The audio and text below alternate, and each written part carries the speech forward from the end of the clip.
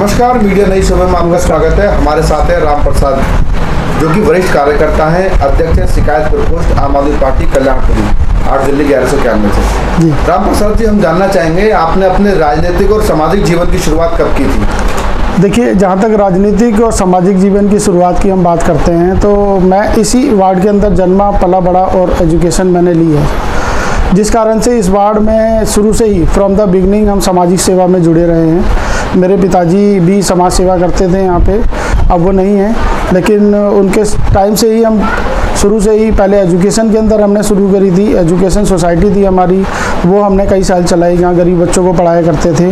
और उसके बाद हम राजनीतिक तौर पर भी जुड़े और राजनीति में आने के साथ साथ हमने सक्रिय कार्यकर्ता के रूप में अलग पार्टी, जो पार्टी थी उस वक्त हमारे यहाँ कांग्रेस पार्टी, उसके साथ हमने काम किया।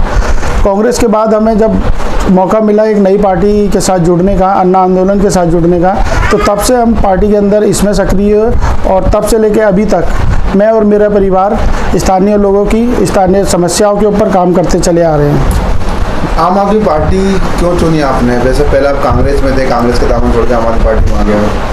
नहीं, देखिए, कांग्रेस में जो हम बात कर रहे हैं, कांग्रेस क्योंकि उसमें कांग्रेस ही हुआ करती थी मेन पार्टी, तो कांग्रेस के थ्रू एक सक्रिय कार्यकर्ता के रूप में भी काम किया है हमने।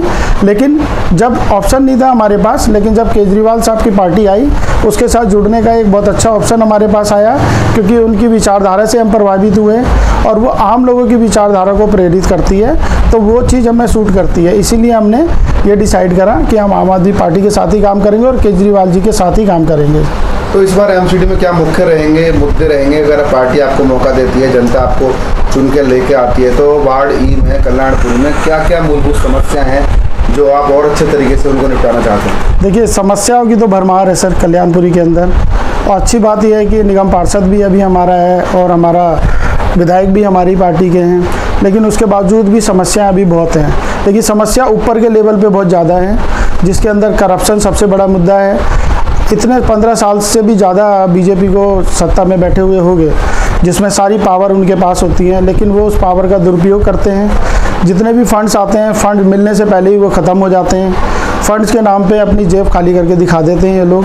तो पब्लिक ने बहुत अच्छी तरीके से समझ चुकी है कि जो बीजेपी पार्टी है इनके बस की नहीं है।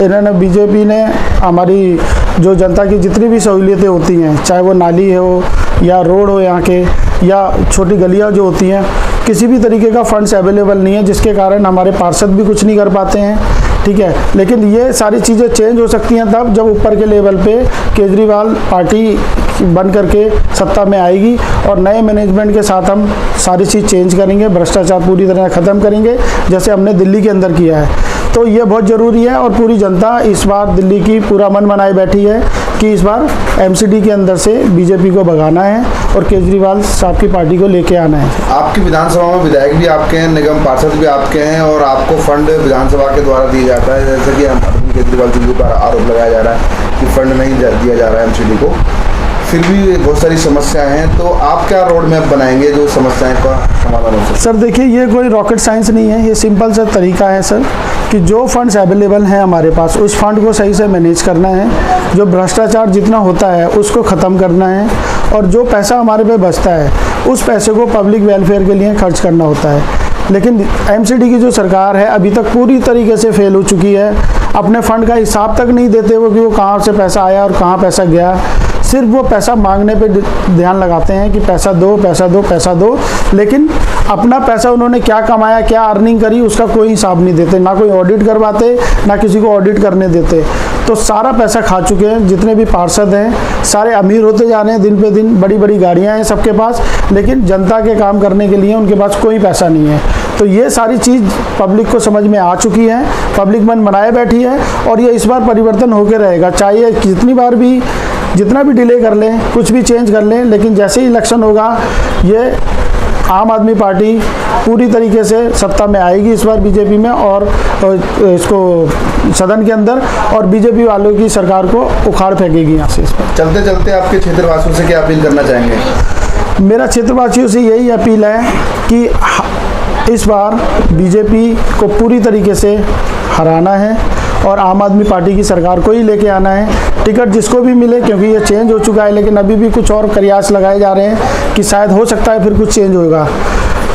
चेंज होने का जो भी पॉजिटिव इम्पैक्ट आएगा, लेकिन हमारे वार्ड के ऊपर, हमारे क्षेत्र के ऊपर कोई प्रभाव नहीं पड़ना चाहिए। काम बहुत मस्तूदी से और बहुत स्पीड के साथ, बहुत ईमानदारी से काम होंगे और हम भी करेंगे उसके साथ लग के। धन्यवाद हमसे बात करने के लिए राम प्रसाद जी। धन्यवाद सर। तो ये थे आज के हमारे खास मेहमान राम प्रसाद जी। फिर आएंगे किसी खास मुद्दे पर बात करने के लिए किसी खास मेहमान के साथ। मीडिया न्यूज़ का दिल्ली। धन्यवाद सर।